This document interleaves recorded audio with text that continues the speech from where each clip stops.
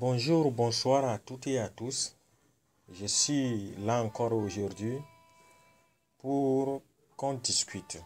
On discute entre frères, entre amis, entre grands frères, entre papas. Je suis là ce soir. C'est toujours votre instructeur spirituel, M. Nahar, ou le Prince El Nahar. Souvent, j'ai l'habitude de dire cela. Je suis là aujourd'hui pour parler d'un thème très intéressant.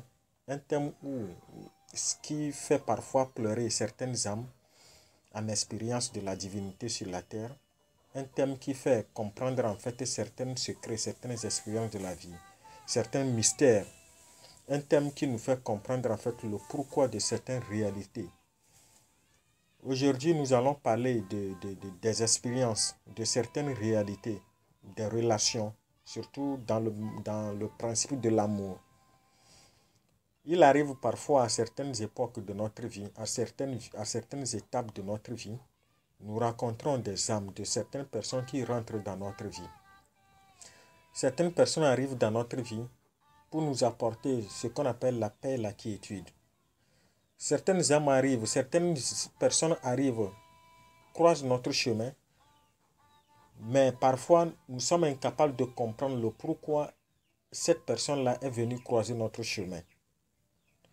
Ça peut être cette personne-là, ça peut être par exemple notre amour, notre grand amour. Ça peut être par exemple une relation sentimentale. Ça peut être par exemple une relation juste fraternelle. Vous saviez, même nos parents qui nous ont mis au monde, on a croisé leur route et eux aussi nous ont croisé notre route. Parfois nous sommes à la quête de la recherche de la sagesse, à la quête de la recherche de la connaissance. Et certaines âmes arrivent dans notre vie. Alors que quand nous interprétons par exemple cette relation, nous comprenons déjà à un certain degré que cette personne n'est pas là par hasard. Parce que dans la nature, il n'y a pas le hasard. Dans l'univers, le hasard n'existe pas. Chaque chose qui est là a une importance, a un message à passer à notre conscience. C'est comme ça cela se résume en fait dans la vie en général. Et quand je parle de vie, nous le savons tous. Nous ne parlons pas de votre vie. Nous ne parlons pas de votre condition de vie. Nous parlons de la vie une et universelle.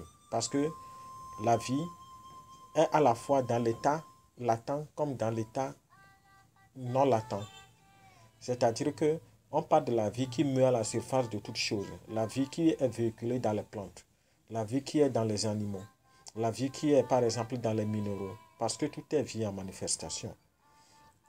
Ces personnes-là arrivent dans notre vie pour nous faire comprendre un message. Parfois, quand ces personnes sont arrivées, nous pensons en réalité qu'ils sont là pour demeurer éternellement dans notre vie.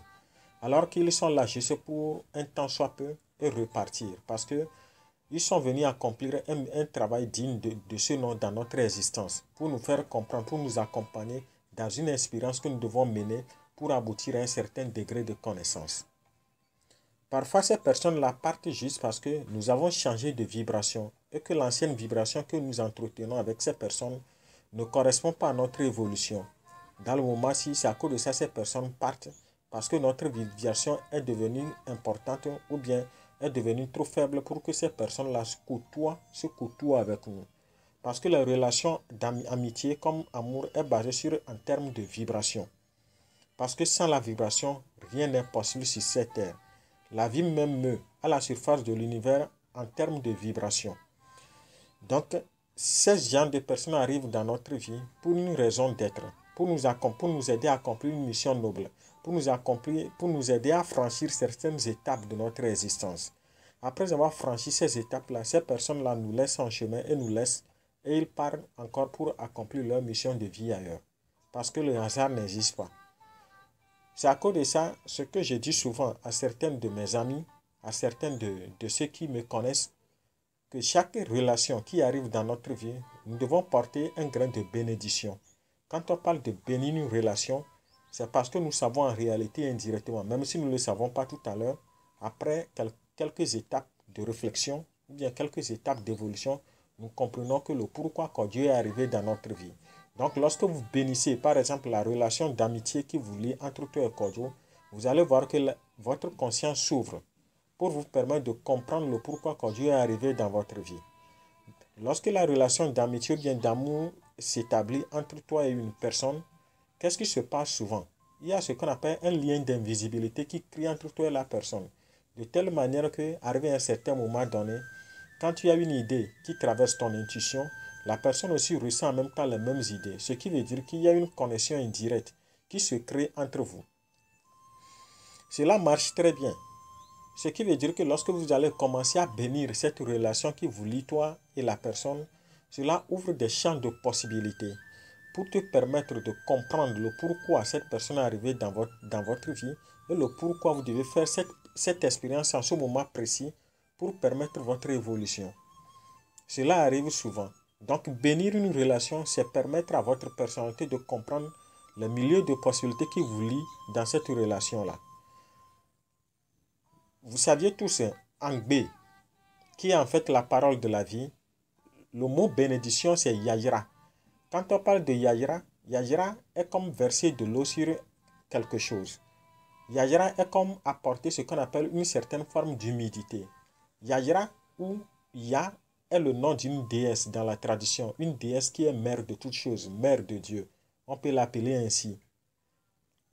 Et c'est comme ça marche en fait. Donc c'est comme vous appelez ce qu'on appelle la clémence de l'univers, de la mère nature sur votre relation, pour vous aider à comprendre le pourquoi la personne est arrivée dans votre existence, dans votre vie.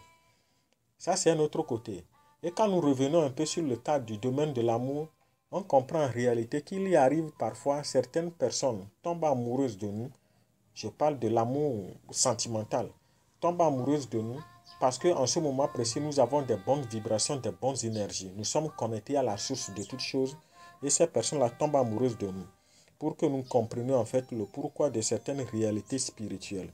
Cela nous permet de jouir de la vie parce que pour que le corps arrive à réussir certains travaux dits spirituels comme certains travaux difficiles, il faut plonger le corps dans une certaine béatitude de plaisir.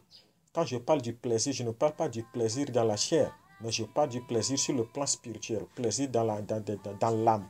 Cela permet de ressortir ce qu'on appelle certaines capacités latentes qui sommeillent en nous pour trouver solution à certains problèmes de la vie courante. Donc, dans ce cas précis-là, certaines personnes confondent en fait ce qu'on appelle amour et l'amour relationnel, l'amour sentimental, l'amour fraternel, l'amour amical, tout ça là, ce ne sont que des fragments d'amour. Parce que, comprenez bien ceci, que la haine aussi est une forme d'amour à polarité différente. Quelqu'un peut vous détester aujourd'hui, mais c'est sa meilleure manière de manifester de l'amour à votre égard. Il vous déteste juste pour vous faire comprendre qu'il est temps que vous cherchiez la connaissance. Il est temps que vous expérimentez la connaissance et non l'ignorance pour franchir certains portails d'épreuves dans votre existence. C'est comme ça marche en fait. L'amour est comme ce qu'on appelle l'huile à moteur. Dans une moto ou bien dans une voiture pour permettre que le mécanisme soit bien agencé pour ne pas avoir ce qu'on appelle blocage des segments. L'amour, c'est par amour que, par exemple, la nature naturante arrive à dévoiler ses mystères aux yeux de l'être humain dans la vie. C'est par amour que l'amour soutient l'univers.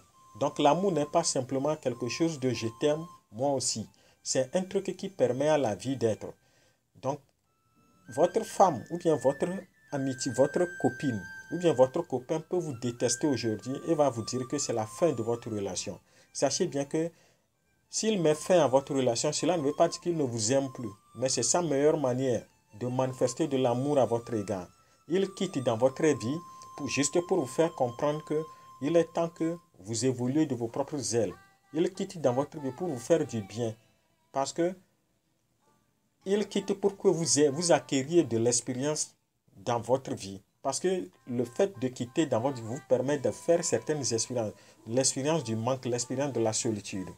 Vous saviez, il faut parfois ce genre de choses, ce genre de déception, pour que vous compreniez par exemple le pourquoi de cette relation, le pourquoi il est arrivé dans votre vie. La déception, parfois, il y a son côté positif et il y a son côté négatif.